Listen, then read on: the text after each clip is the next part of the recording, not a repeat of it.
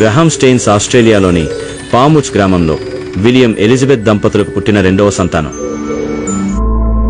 ఒకరోజు సండే స్కూల్లో టీచర్ యేసుక్రీస్తు కుష్ఠరోగులను స్వస్థపరిచే విషయాన్ని చెప్తూ ఉంది. గ్రహం ఆశ్చర్యపోతాడు. అది అతని మనసులో నాటుకుపోయింది. గ్రహం వయసు 14 ఏళ్లు. ఒకరోజు చర్చిలో ఇండియాకు చెందిన మిషనరీ ఇండియాలోని ఒడిశాలో కుష్ఠరోగులను అంటరాని వారుగా చూస్తారు.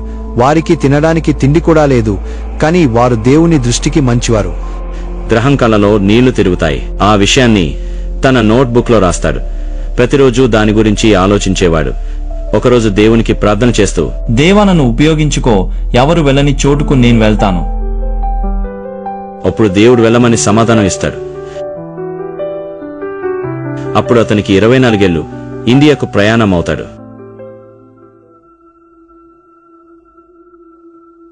వెళ్ళాక ఉత్తరం రాస్తావుగా? తప్పకుండా ప్రతివారం రాస్తానమ్మా. బైబిల్ చదవని వారికి నీ జీవితం ఒక బైబిల్ లాంటిది. జాగ్రత్తగా జీవించు.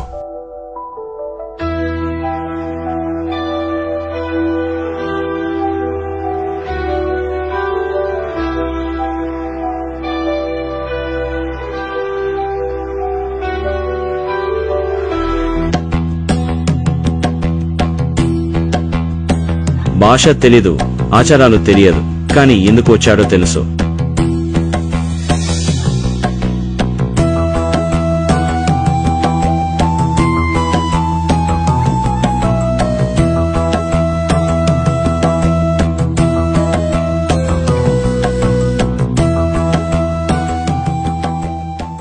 గ్రాహం తన సేవను ప్రారంభిస్తాడు.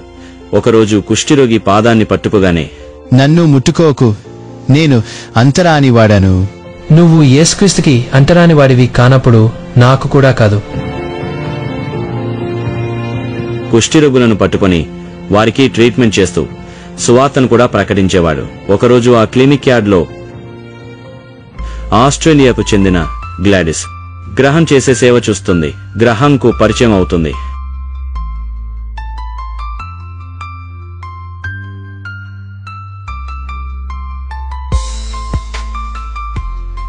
మీరు ఒడియా నాకన్నా బాగా మాట్లాడుతారు. కొన్ని తప్పులు చేసి నేర్చుకున్నాను. ఎవరు ఇక్కడ ఎక్కువ కాలం ఉండరు. నేను ఐశ్వర్యం కోసం రాలేదు, దేవుడి పిలుపు విని వచ్చాను. వారిద్దరి మనస్సులు దగ్గరవుతాయి. పెళ్లి చేసుకోవాలని నిశ్చయించుకుంటారు. గ్రహం, గ్లాడిస్తో కలిసి సేవ చేస్తానని మాట ఇస్తున్నావా?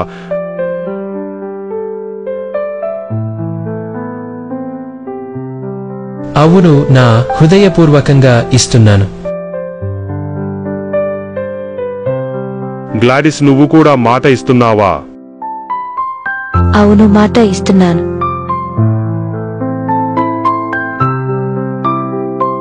కొంతకాలానికి వారికి 3 పిల్లలు పుడతారు.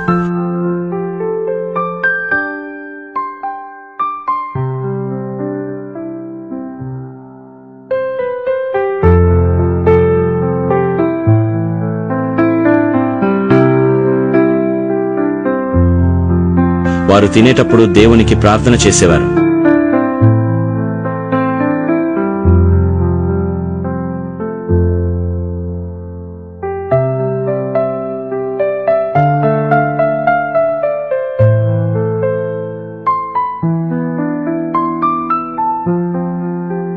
పాపా, ఇక్కడి ప్రజలు ఎందుకు మనల్ని తదేకంగా చూస్తారు? ఎందుకంటే మనం చూపించే దేవుని ప్రేమ వీరిని ఆశ్చర్యపరుస్తుంది. గ్రహం తన సేవలో ప్రజలకు చికిత్స చేయడం, పిల్లలకు చదువు నేర్పించడం, వారి ఇల్లు బాగు చేయడం, సువార్తను ప్రకటించడం చేస్తూ ఉండేవాడు. గ్రహం ఎవరిని బలవంతంగా యేసుని నమ్మమని చెప్పలేదు. తన ప్రేమ, సేవ ద్వారా యేసుక్రీస్తును చూపించాడు. ఒకరోజు మతోన్మాదులు పెద్ద గుంపుగా వచ్చి గ్రహం తిరిగి వెళ్లిపోవాలి అని పెద్దగా అరుస్తూ గోల చేస్తారు. బహుశా మనం వెళ్లిపోవాలి. ఈ ప్రజలను వదిలి వెళ్లడం నాకు ఇష్టం లేదు.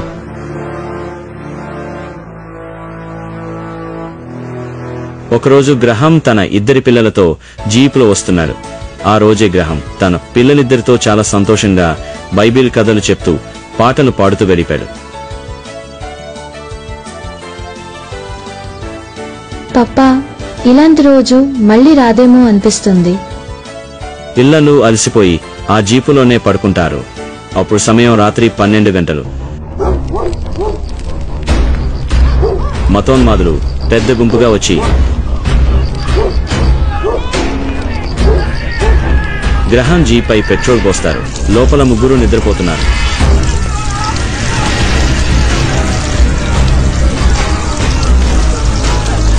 ఒక వ్యక్తి కాల్ చేయండి అని అరుస్తాడు. అది చూసి గ్రహం తన పిల్లలను కౌగిలించుకొని, నీ చేతుల్లోనే ఉన్నాం ప్రభువా. ఆ మతోన్మాదులు జీప్కి నిప్పంటిస్తారు. జీప్ ఖాళీ బూడిదవుతుంది. అందులో గ్రహం, అతని ఇద్దరు కుమారులు సజీవ దహనం అవుతారు.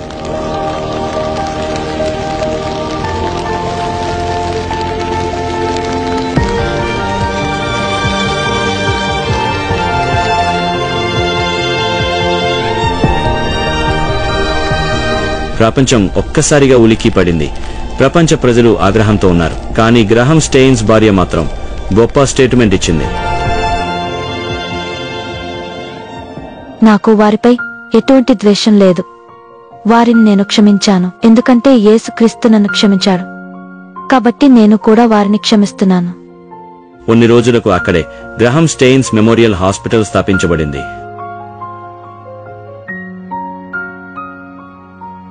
నాన్నగారు గుర్తొస్తున్నారమ్మా? ప్రతిరోజు, కాని ఆయన ప్రేమ ప్రతి హృదయంలో ఉంది.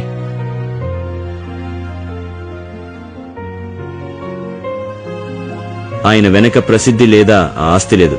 ప్రేమ, క్షమతో కూడిన ఒక శాశ్వత వారసత్వం ఉంది.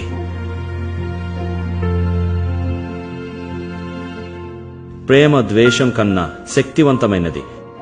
గ్రహాం స్టెయిన్స్ తన జీవితాన్ని ప్రేమ, సేవకు అంకితం చేశాడు. చివరకు దాడికి గురైనప్పటికీ అతని ప్రేమే ప్రజల మనసుని గెలిచింది. క్షమ మనిషికి ఉన్న గొప్ప బలం. గ్లాడిస్ స్టెయిన్స్ తన భర్త, పిల్లలను చంపిన వారిని కూడా క్షమించడం ద్వారా ప్రపంచానికి క్షమ యొక్క నిజమైన శక్తిని చూపించింది. సేవయే నిజమైన మానవత్వం. సౌకర్యాలు, డబ్బు కోసం కాకుండా సేవ, సహాయం చేయడమే నిజమైన మానవత్వం అని గ్రహాం జీవితం ద్వారా తెలిసింది. దేవునిపై విశ్వాసం కష్టాల్లో స్థైర్యాన్ని ఇస్తుంది. గ్రహాం తన చివరి క్షణాలలో కూడా దేవుని పట్ల విశ్వాసంతోనే ఉన్నాడు. ఆ విశ్వాసం అతడికి ధైర్యాన్ని ఇచ్చింది. ద్వేషాన్ని ప్రేమతో, అన్యాయాన్ని క్షమతో గెలవదనం. సేవ, ప్రేమ, విశ్వాసం కలిగిన జీవితం ఎన్నటికీ మరవబడదు.